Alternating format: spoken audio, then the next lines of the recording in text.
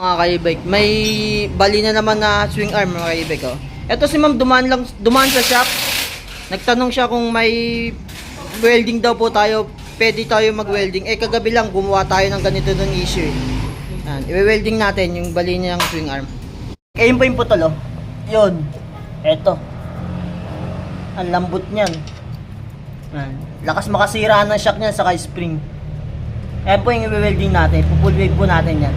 Tatapalan po rin natin ng bakal para mas lalong matibay.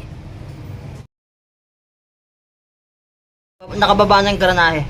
Kitang-kita na yung putol. Ayun, oh. Lakas makasira ng spring yan sa shock. Yan.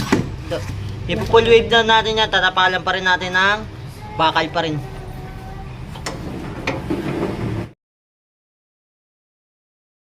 Yung mga ka-e-bike, oh. Ito yung putol. Grabe. Putol na putol talaga siya. Ito yung yun natin. Full wave. Tatapalan pa rin natin ng bakal yan. Ka-e-bike, sisimulan ni Jerwin welding swing arm. Yan. Ang ginawa dito ni Win, pinasakan niya ng tubo yung loob para mas may lalong may tibay, tapos ipo-full wave niya bawat kanto.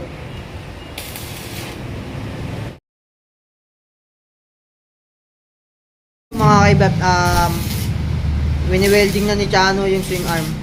Tinapalam din natin yan ng tubo. Pang tibay din para kahit anong bigat kayang-kaya niya na. Pinupull weight na po. Kagabi si Jerwin ang tumira, ngayon si Chan naman ngayon yung nagpa-full wave. Ayun mga ka-e-bike, okay na. Tapos na. Ayun, no. Ayun ang pagkaka-full wave natin. Yan.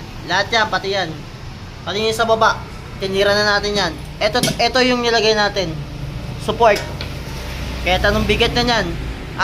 Pipinturahan pa natin yung mga ka-e-bike na Pilox. Ito. Ayan. Para paglagay sa ilalim, all goods na.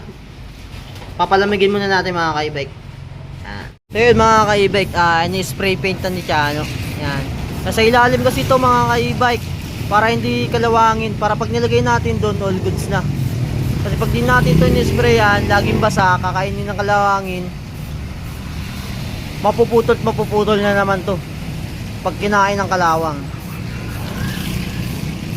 Kakapalan na po natin ng spray nyan.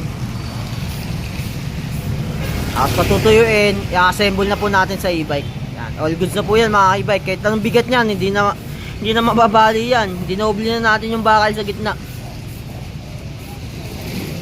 Ka-e-bike, ito na yung finished product natin, oh. Yan. Ito nga pala yung winelding natin. Ito. Sinaksakan natin ng tubo dyan. Tapos ito, nilagyan natin ng tubo din dito. 1 by 1. Yan, naka full wave yan mga ka-e-bike.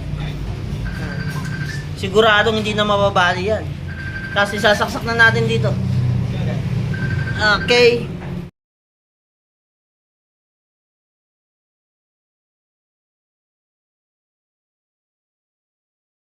Okay, nakabit na natin pati yung dynamo. Kakabit na po nila yung gulong. Tapos all goods na to mga ka-e-bike. Yes mga ka-e-bike, okay na, oh. Oy, may gulong na yan. Wala na pong bali yan mga ka-e-bike. Pakita natin. Di ba? Yan. Sa gusto magpagawa mga ka-e-bike, message lang po kayo sa page. Pa-schedule po natin yan, mapa-home service o walking repair po tayo mga ka-e-bike. Baba na natin to, tapos pa-testing natin kay ma'am.